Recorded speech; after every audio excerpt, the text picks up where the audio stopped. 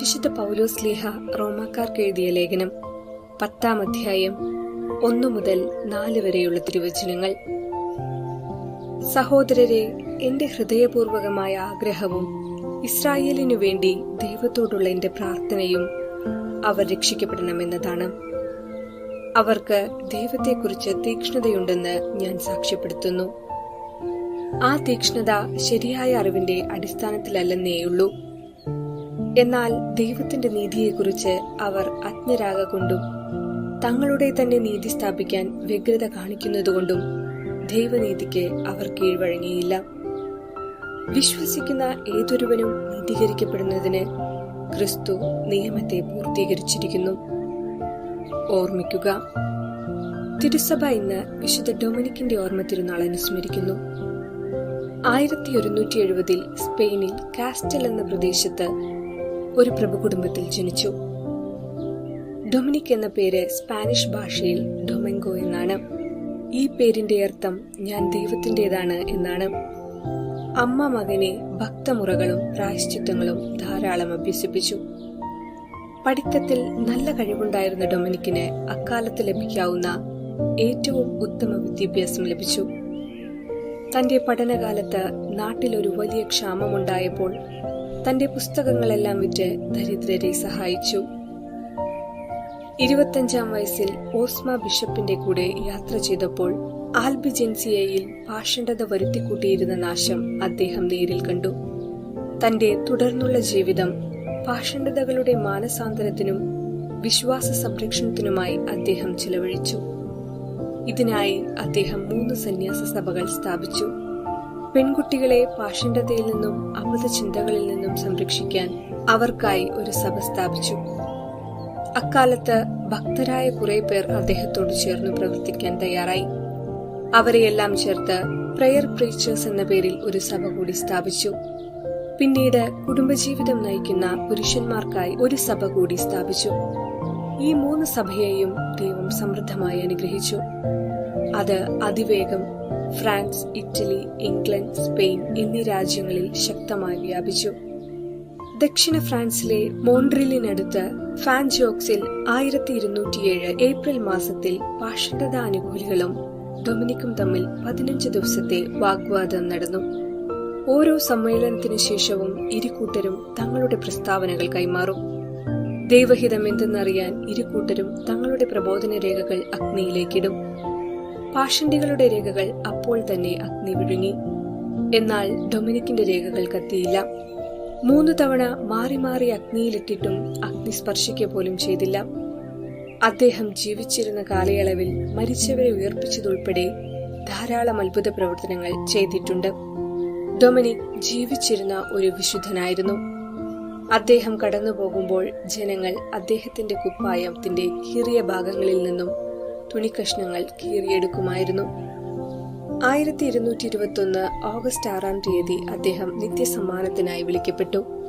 1234 July മാസം 13-ാം തീയതി വിശുദ്ധ പദവിയിലേക്ക് ഉയർത്തപ്പെട്ടു. അദ്ദേഹം നിഷ്കളങ്കരുടെ മധ്യസ്ഥൻ എന്നറിയപ്പെടുന്നു. നമുക്കും ഈ വിശുദ്ധന്റെ മാധ്യസ്ഥം യാചിക്കാം.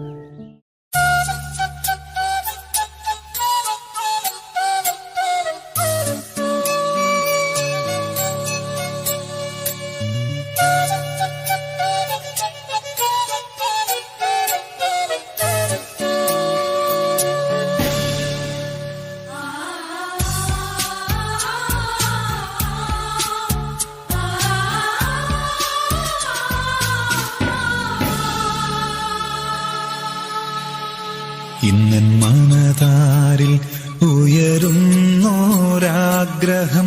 യേശുവിൻ സാക്ഷിയ ജീവിക്കുവാൻ. ഇന്നൻ മനതാരിൽ ഉയരുന്നോരാഗ്രഹം യേശുവിൻ സാക്ഷിയ ജീവിക്കുവാൻ. പാവനമായൊരു സ്നേഹമീ ലോകത്തിൽ വിതറുന്ന ബലിയായി തീർന്നിടുവാൻ, വിതറുന്ന ബലിയായി തീർന്നിടുവാൻ. ഇന്നൻ മനതാരിൽ ഉയരുന്നോരാഗ്രഹം യേശുവിൻ സാക്ഷിയായി ജീവിക്കുവാൻ.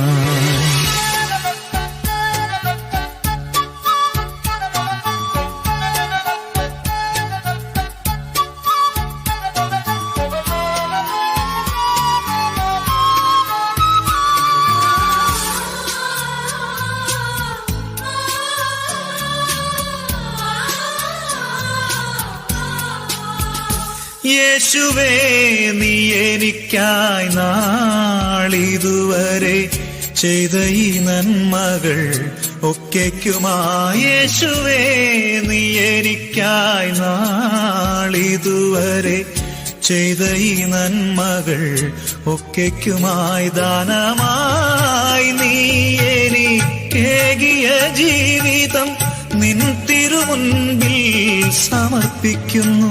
ദാനമായി നീ എനിക്കേകിയ ജീവിതം നിൻ തിരുമുൻപിൽ സമർപ്പിക്കുന്നു.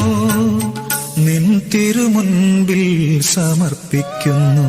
ഇന്നെൻ മനതാരിൽ ഉയരുന്നോരാഗ്രഹം യേശുവിൻ സാക്ഷിയായി ജീവിക്കുവാൻ.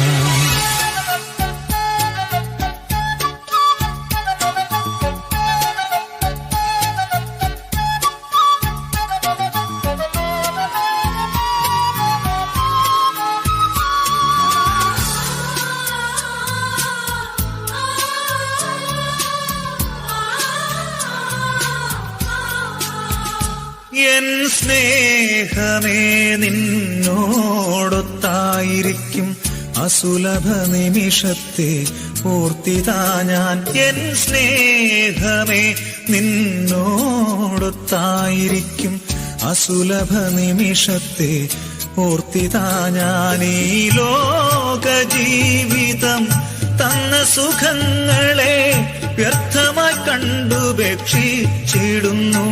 ഈ ലോക ജീവിതം തന്ന സുഖങ്ങളെ വ്യർത്ഥമായി കണ്ടുപേക്ഷിച്ചിടുന്നു. വ്യർത്ഥമായി കണ്ടുപേക്ഷിച്ചിടുന്നു. ഇന്നെൻ മനതാരിൽ ഉയരുന്നോരാഗ്രഹം യേശുവിൻ സാക്ഷിയായി ജീവിക്കുവാൻ. ഇന്നെൻ മനതാരിൽ ഉയരുന്നോരാഗ്രഹം യേശുവിൻ സാക്ഷിയായി ജീവിക്കുവാൻ. പാവനമായൊരു സ്നേഹമീ ലോകത്തിൽ വിതറുന്ന ബലിയായി തീർന്നിടുവാൻ. വിതറുന്ന ബലിയായി തീർന്നിടുവാൻ. ഇന്നെൻ മനതാരിൽ ഉയരുന്നോരാഗ്രഹം യേശുവിൻ സാക്ഷിയായി ജീവിക്കുവാൻ.